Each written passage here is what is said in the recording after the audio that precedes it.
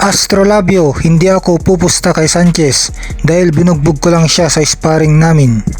Ayon kay Vincent Acero Astrolabio na hindi daw siya pupusta kay Saul Sanchez dahil binugbog lang daw niya ito sa sparring nila. Ibig sabihin tingin ni Astrolabio na mananalo si Janriel Casimero kay Saul Sanchez.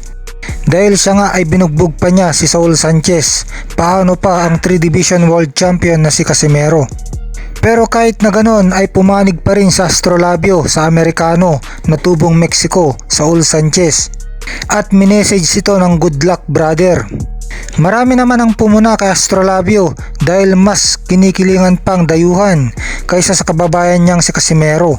Sagot naman ng kasamahan ni Astrolabio sa MP Promotions na si Silver Voice na wala daw masama na pumanig sa Astrolabio kay Saul Sanchez kasi naging sparring partner sila.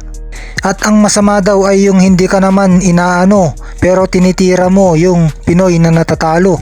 Na tila ang pinatatamaan ni Silver Voice ay ang magkapatid na Casimero dahil ito sa komento noon ni Jason Casimero na parehas ang pagkatalo ni Astrolabio at Jonas Sultan na tinamaan ng bodega at tumiklop.